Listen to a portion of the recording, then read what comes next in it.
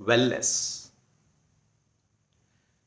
हमारा सर्वांगीण स्वास्थ्य, कैसे हम अपने आप को पूर्णतया स्वस्थ रख सकते हैं और योग उसमें किस तरह से कार्य करता है। स्वास्थ्य का मतलब ऐसा नहीं है कि देखने में कोई हट्टा कट्टा दिख रहा है, चेहरा चमका हुआ है तो वो स्वस्थ है, या कोई पतला है तो वो स्वस्थ है, या कोई मोटा है तो वो स्वस्थ है। अच्छे कपड़े पहनकर बहुत प्रेजेंटेबल अच्छी तरह से हो रहा है तो स्वस्थ है। स्वास्थ्य किसी की नजरों के आधार पर नहीं हो सकता। स्वास्थ्य व्यक्तिगत अनुभव है। आप अपने बारे में किस तरह से समझते हैं, जानते हैं, शरीर किस तरह से आपसे बात कर रहा है, आपकी इंद्रियां, आपका मन, आपकी बुद्धि, आपके विचार, आपके भाव किस तरह से आपके साथ दिन भर रहते हैं। यदि वो सबसे ऊंचे स्तर पर रहते हैं तो समझो कि हम पूर्णतया स्वस्थ हैं। स्वास्थ्य का मतलब बीमारी का ना होना, केवल शरीर में कोई बीमारी नहीं है तो हम फिट है, नहीं। हमारा मन में तनाव है, क्रोध है, झल्लाहट है, उद्विग्नता है, चिड़चिड़ापन है, नेगेटिविटी है, निंदा है, ईर्ष्या है, जलन है, वो टोंट है, वो सब मन बिखरा हुआ है। वो मन के आधार पर स्वस्थ थोड़ी है हम। बुद्धि के निर्णय नहीं ले सकते, टाल मटोल करते रहते हैं, निर्णय को पता ही नहीं है, बुद्धि में ग्रास्पिंग कैपेसिटी नहीं है, वो समझ नहीं पाती चीजों को, दूरदृष्टि नहीं है, तो समझो कि बुद्धि के स्तर पर स्वास्थ्य हमारा अच्छा थोड़ी है। हमारे भाव पूरी तरह से बिखरे हुए होते हैं, छोटी छोटी बातों पर हम बिभग जाते हैं, पितक जाते हैं, परेशान हो जाते हैं, इरिटेट होकर शब्दों में एकदम पूरी तरह से अपने आप को बिखेर देते हैं जैसे कोई बाढ़ आ गई हो। तो हम भाव के आधार पर कोई स्वस्थ थोड़ी है। फिर हमारी जो चेतना है, जो ऊर्जा है, जो पूरे शरीर में बह रही है, वो पूरी तरह से संतुलित होकर बह रही है या नहीं बह रही। तो हर स्तर पर जब हम अपने आप को संतुलित कर लेते हैं तो समझो कि हमारा जो वेलनेस है वो पूरी तरह से सबसे ऊंचे स्तर पर कार्य कर रहा है। लेकिन अक्सर होता क्या है कि हमें ही अपने स्वास्थ्य का नहीं पता होता, हम ध्यान ही नहीं है, नजर ही नहीं है उधर, हम नजरअंदाज किए रहते हैं। सुबह को पेट गड़बड़ रहा था तो गड़बड़ी है तो गड़बड़ी है, पता ही नहीं है क्यों गड़बड़ है। जुकाम है तो जुकाम ही है, पता ही नहीं है। थकान सी रहती है, आलस ज्यादा आता है, नींद कम जाता है, भूख अच्छी नहीं लगती। शरीर कुछ कह रहा है और हम लापरवाह और बेपरवाह की तरह अपने ही धन को कमाने में लगे हुए हैं। शरीर बिखर जाता है। उसे वेलनेस नहीं कहेंगे कि धन कमा लिया तो वेलनेस हो गया। धन से इस व्यक्तिगत का कोई मतलब नहीं, वो तो एक बाहर की चीज है, बहुत जरूरी है, बहुत आवश्यक है, लेकिन उसी के लिए हम अपने शरीर को नजरअंदाज कर दें,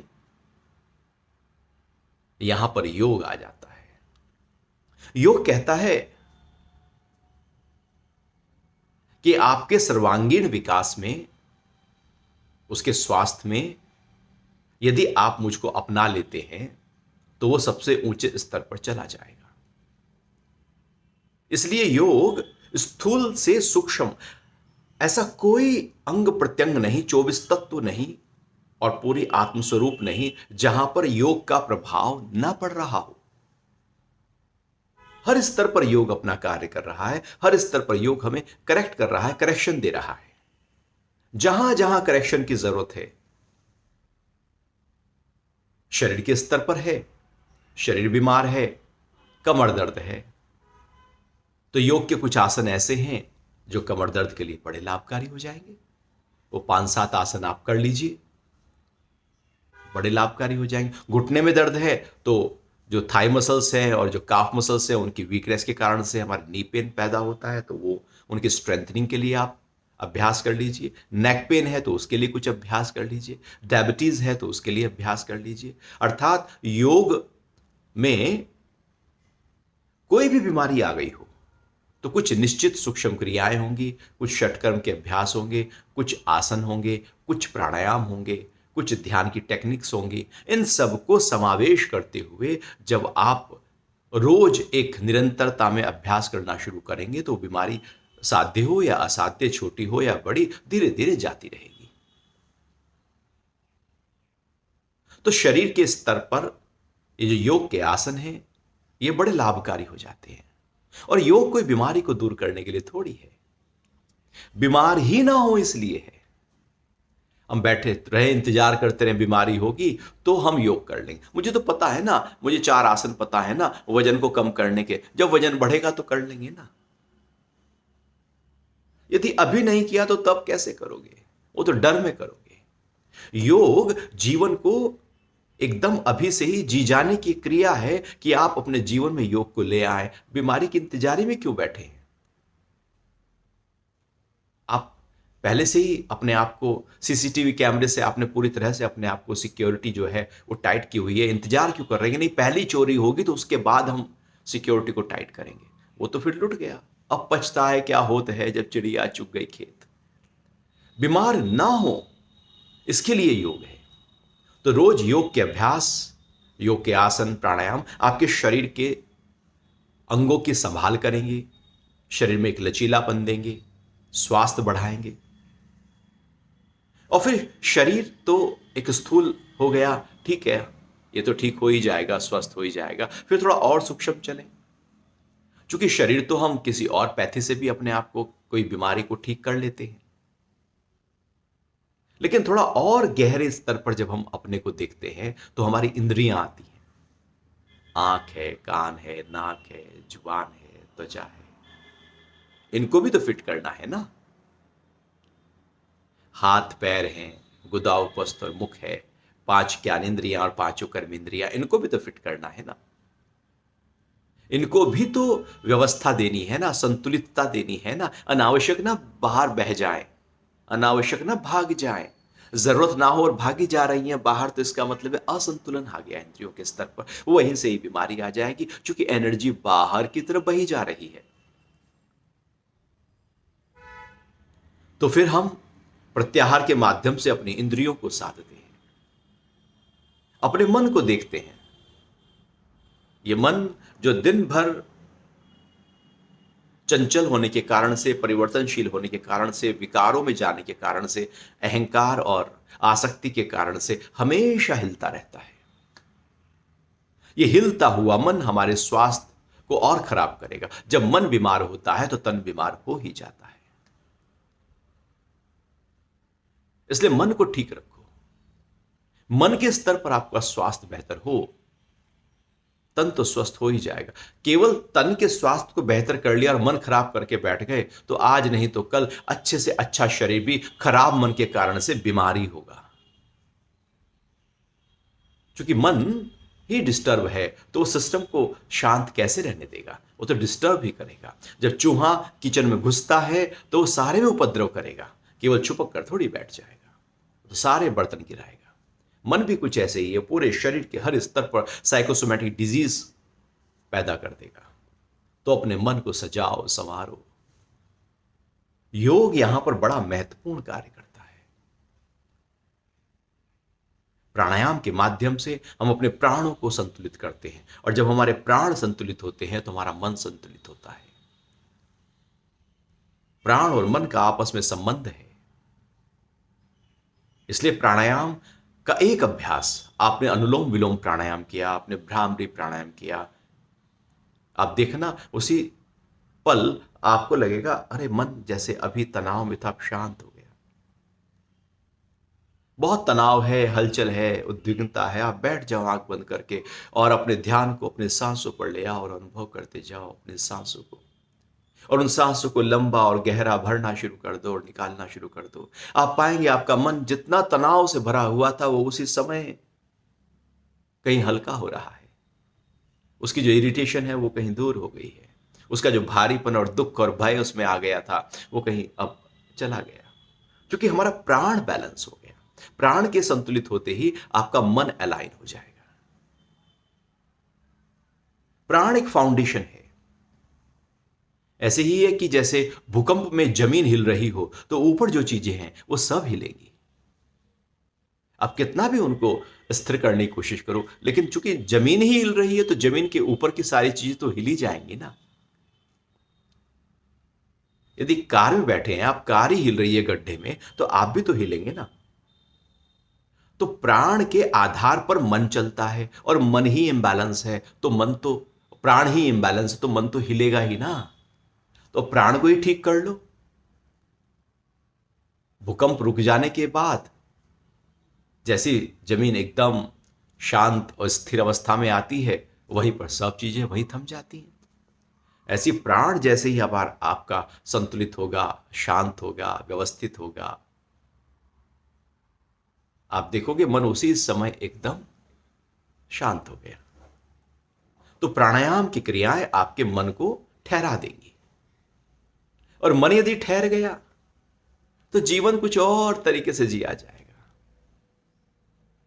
सारी दिक्कत क्या आती है, घर में यदि 4-5 लोग हैं तो हम क्या करते हैं, एक दूसरे के शरीर का तो ध्यान हम दे देते हैं, लेकिन उसके मन को खराब करते रहते हैं।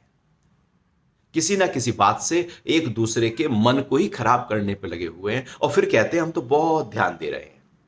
वो ध्यान बहुत स्थूल स्तर का है। बीमारी स्थूल स्तर से कम आती है, सूक्ष्म स्तर से ज्यादा आती है।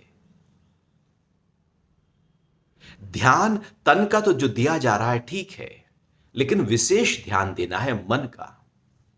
झगड़े तन के कारण थोड़ी होते, वो तो मन के कारण होते हैं। लड़ाइयां मन के कारण होती हैं, डिवोर्स मन के कारण होते हैं, अलगाववाद मन के कारण होता है, दूरियां, बच्चे माँ बाप से दूर हो जाते हैं, माँ बाप बच्चों से दूर हो जाते हैं, भाई भाई से दूर हो जाता है। क्यों? कोई तन के कारण थोड़ी होता है, वो तो मन के कारण होता है। मन यदि स्वस्थ होता तो बात ही ना होती। तो मन का स्वास्थ्य होना, उसका स्वस्थ रहना परिवार के स्वास्थ्य के लिए बहुत जरूरी है। एक व्यक्ति का स्वास्थ्य है और एक पूरे परिवार का स्वास्थ्य है, कि जहां पर सब ही स्वस्थ हैं, सब एक दूसरे के शरीर की संभाल कर रहे हैं, मन की संभाल कर रहे हैं, निर्णयों की संभाल कर रहे हैं, उसके आनंद की, उसकी शांति की, उसके आराम की संभाल कर रहे हैं, उसके संपूर्ण स्वास्थ्य की संभाल कर रहे हैं। एक दूसरे की संभाल जब हम करते हैं तो पूरा परिवार का जो स्वास्थ्य है वो बहुत ही ऊंचे स्तर पर आ जाता है। तो मन को सजाओ, मन को संभालो। इस तन को तो हम सजाते हैं, लेकिन मन को भी हमें सजाना होगा, और उसके लिए प्राणायाम और ध्यान के अभ्यास बहुत जरूरी है, बहुत लाभकारी है। आप पाएंगे कुछ अलग ही शरीर और मन अलग तरह से कार्य करना शुरू कर रहा है। ऐसे ही कि जैसे एक ट्रैफिक में आप कार लेकर चल रहे हो, चिल्ली पो है, हॉर्न है, ये कोई इधर से बाइक आई, कोई इसने स्क्रैच मार दिया, गई रेड लाइट आ गई, ट्रैफिक ही ट्रैफिक है, धूप है, पसीनों पसीने हो रहे हैं, एसी भी काम नहीं कर रहा है, कार में बच्चा ही बैठा वो भी रो रहा है, सब एकदम ऐसे हो रहा है। एक तो ये भी हम धीरे धीरे सफर कर रहे हैं, और एक है कि हमने अपनी कार को परफेक्ट रखा हुआ है, एयर कंडीशन अच्छी तरह से काम कर रहा है, गर्मियों की धूप है, और ऐसा हाईवे लिया जो एकदम कार भागी जा रही है। जीवन कुछ ऐसे ही, मन जब इरिटेट होता है, परेशान होता है, तो ऐसे ही है कि जैसे हम ट्रैफिक में फंस गए हो, बहुत बाहर आ गया हो। और मन जब शांत होता है, हल्का होता है, एकाग्र होता है, प्रसन्न होता है, उत्साही होता है, उमंगी होता है, सरल होता है, मधुर होता है, हल्का होता है, तो ऐसे ही जैसे हम एकदम भागे जा रहे हैं। मन को अपने हल्कापन देना है। अनावश्यक ख्यालों और अनावश्यक बातों और अनावश्यक इच्छाओं और अनावश्यक अपेक्षाओं और अनावश्यक भय और दुख से हम अपने अंदर मन की शांति को खत्म करते जा रहे हैं, क्योंकि हमें पसंद है शांति को खत्म करना। हम चाहते हैं कि हमारा मन दुखी रहे, परेशान रहे, अभाव में रहे, किसी के प्रभाव में रहे। हम चाहते हैं हम दुखी रहें। समस्या ये है, इच्छा क्या है, हम चाह रहे हैं दुख आए, बस इच्छा की, पूरी नहीं हुई, आप दुखी हो गए। अपेक्षा किसी से चाह रहे हैं कुछ मिले, आपने की अपेक्षा, नहीं मिला, आप दुखी हो गए। हम ही मोल लेते हैं, हम ही खरीदते हैं अपने मन की अशांति को। योग कहता है, उसका जो अध्यात्म है वो कह रहा है कि इस तरह से जियो, संतोष भाव में जियो ना। देखो आपके अंदर सुख का आगाज होगा या नहीं होगा, सुख ही सुख होगा। फिर थोड़ा और गहरे स्तर पर जाना और दिन भर मन को देखते रहना, कब हिल रहा है उसी समय योग का अभ्यास, कोई ना कोई अभ्यास, कोई ना कोई एक प्राणायाम, कोई ना कोई श्वास पर ध्यान, कोई एक ध्यान की विधि, कोई एक गूंज ओम का जाप, आप उसी समय कुछ करके अपने मन को फिर से बैलेंस कर लेते हैं। फिर हम बुद्धि को देखते हैं, उसके सूक्ष्मता को देखते हैं, उसके निर्णयों को देखते हैं, क्योंकि हमारा जीवन निर्णयों पर बना है। जैसे जैसे हमारे निर्णय होते जाते हैं, वैसा वैसा भविष्य का निर्माण होता जाता है। बुद्धि में स्थिरता, स्थित प्रज्ञ, निश्चित, एकदम निश्चय, दृढ़ निश्चय और संकल्प, कार्य करने का एक जुनून, एक जज्बा, उत्साह, कल पे टालने की आदत नहीं। कर लेंगे ना, अभी तो बहुत टाइम है ना, कर लेंगे ना, फिर कर लेंगे ना, बहुत टाइम है। बस ये आलस्य है, तमगुण बढ़ गया है। बुद्धि कहीं काम नहीं कर रही, मन क्या रहा, मन तो टालता रहता है चीजों को, मन का काम ही टालना है। बुद्धि कहती है नहीं, अभी जो काम अभी काल करे सो आज कर, अभी अभी अलर्ट हो जाओ। तो बुद्धि की सजगता बहुत जरूरी है। और हम जब प्राणायाम और ध्यान का अभ्यास करेंगे तो बुद्धि की सजगता आ जाएगी और विवेक एक जागेगा। और जब विवेक जागता है तो हम पूरे दिन अपनी दिनचर्या को देखते हैं, हम क्या खा रहे हैं। फिर योग में बताया है क्या खाएं, कैसे खाएं, कितना खाएं। तो वो भोजन पर हम ध्यान देंगे, आहार पर ध्यान देंगे, क्योंकि जो शरीर के अंदर डाल रहे हैं उससे ही तो शरीर का निर्माण हो रहा है। तो अंदर क्या डाला वो महत्वपूर्ण है। तो जब अवेयरनेस जगेगी, विवेक जगेगा, तो वो बताएगा अरे भैया ये जीभ के चटोरपने से कुछ ना होगा, ये गोलगप्पे, ये पिज्जा, ये बर्गर, ये चाट पकौड़ी, ये मिर्च मसाला, ये सब खा लोगे अभी बहुत अच्छा लगेगा। सुबह को बाथरूम जाओगे बस पता लग जाएगा कि उसका असर सिस्टम में क्या हुआ। क्षणिक तो बहुत अच्छा है, लेकिन उसका पछतावा बहुत लंबा है। योग कहता है नहीं, अवेयर हो जाओ, जागृत हो जाओ, सजग हो जाओ, सुजाग हो जाओ। देखो क्या चाहिए, जो चाहिए वो डालो। कार पेट्रोल की है तो पेट्रोल ही तो डालेंगे, डीजल की है तो डीजल डालेंगे, सीएनजी है तो सीएनजी डालेंगे। अब ये थोड़ी है कि आप डीजल की कार में पेट्रोल डाल रहे हो, सब गड़बड़ा जाएगा। इस सिस्टम को क्या चाहिए वो ही डालना है इसके अंदर। इसलिए गीता भगवान कहते हैं कि युक्ताहार विहारस्य युक्त चेष्टस्य कर्मसु युक्त सपनावबोधस्य योगो भवति दुःखः। आहार युक्त होना चाहिए, हमारी एक्टिविटी दिन भर की जो गतिविधियां हैं वो युक्त होनी चाहिए, हमारे कर्म युक्त हो, हमारी चेष्टाएं, हमारी इच्छाएं, हमारी अपेक्षाएं जो हैं वो व्यवस्थित हो, बैलेंस हो, हमारा सोना और जागना ठीक हो। ये वेलनेस है। तो योग हमारे दुखों का नाश कर देगा। तो इस तरह से सर्वांगीण विकास हमारा होने लगता है।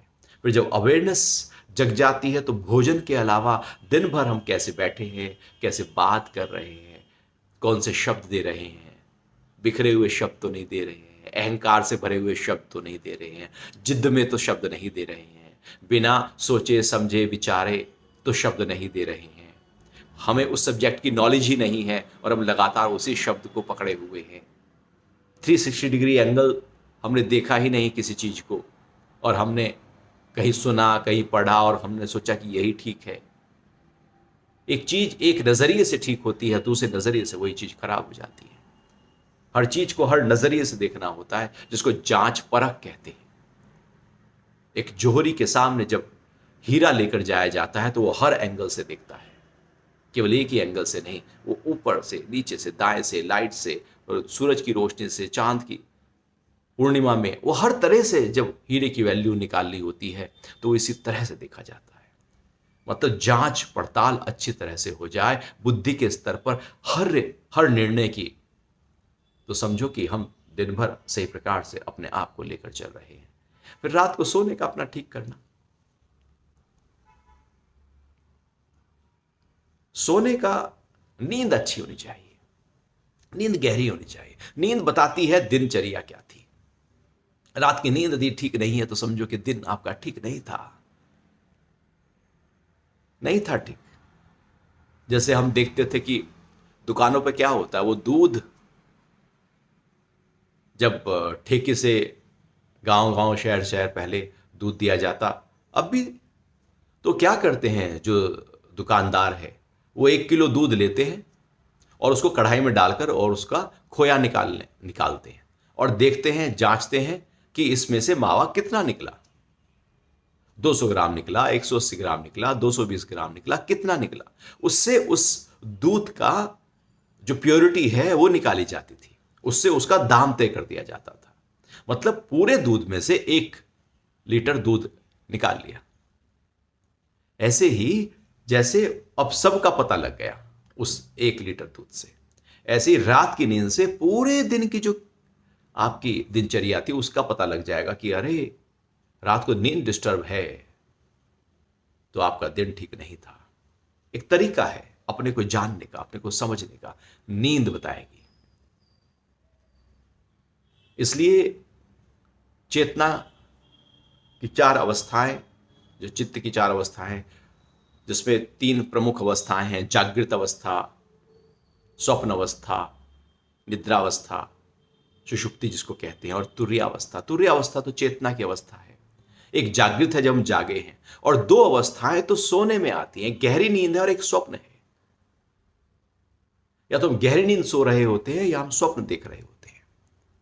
ये जो 2 अवस्थाएं जो कि बड़ी महत्वपूर्ण है हमारे जीवन की पूरी यात्रा में, और जब हम योगमय जीवन जीते हैं तो हमारी रात की जो 2 अवस्थाएं हैं ये बहुत ही अच्छी तरह से कार्य करना शुरू कर देती है। हमारी नींद अच्छी हो जाती है और हमारे स्वप्न व्यवस्थित होने लगते हैं, क्योंकि वो कचरे की सफाई की क्रिया है। तो इस तरह से योग यदि हम अपने जीवन में अपनाएं, भले आधा घंटा योग का अभ्यास करें, और फिर वो आधा घंटा योग का अभ्यास का मतलब केवल आधा घंटा योग का अभ्यास कर लेने से नहीं होता, अर्थात अब उसको योग को अपने पूरे जीवन में उतारने से होता है कि पूरे दिन हम अब उसको किसी ना किसी रूप से ध्यान की क्रिया को, प्राणायाम की क्रिया को, श्वासों की क्रिया को, अपने पोस्चर को, अपनी एकाग्रता को, अपने मन की शांति को, अपने प्रेम भाव को, अपने ठहराव को वो देखें, अनुभव करें, और दिन भर कहीं कोई हलचल ना आए। हर स्तर पर हम संभाल करें तो योग हमारी वेलनेस को और बेहतर बेहतर बेहतर कर देने के लिए योग से बढ़कर कोई तरीका नहीं है, उपचार नहीं है। इसलिए वैदिक काल की परंपरा से हजारों सालों से हमारे ऋषियों का सबसे अच्छा अनुसंधान रहा है, मानव जाति के लिए एक उपहार रहा है योग। कोई धर्म नहीं, किसी जाति से नहीं, किसी देश से नहीं, मनुष्य से है इसका संबंध, शरीर से है इसका संबंध, मन से है, प्राणों से है, जो सबके पास वही है। हिंदू हो या मुस्लिम, शरीर दोनों के पास है, मन दोनों के पास है, इंद्रियां दोनों के पास है, प्राण वही है, चेतना वही है, सब कुछ वही है। वो तो बाहर से हमने कहा। तो ये जो योग है ये हमारे स्वास्थ्य के लिए है। तो ऋषियों का वरदान उपहार है कि कैसे हम जीवेम शरदः शतम, 100 सालों तक अपने स्वास्थ्य की संभाल करते हुए, अपना पूरा संभाल करते हुए जी जाएं, देखते, उठते, बैठते, खाते, पीते, सब कार्य करते हुए। तो यदि हमने संभाल करना शुरू किया, एक मशीन की जब हम अच्छी संभाल करते हैं तो लंबी चलती है, ऐसे शरीर की संभाल, मन की संभाल, प्राणों की संभाल, बुद्धि की संभाल, इंद्रियों की संभाल, चेतना की संभाल, अपने होने की संभाल जितनी करते जाते हैं उतना ही जीवन हमारा बेहतर होने लगता है। और इस तरह से योग जो है वो हमारे वेलनेस में आधार रूप में खड़ा होकर हमारे स्वास्थ्य में हमेशा 4 चांद लगा देता है। आज के लिए इतना ही। हरि ओम।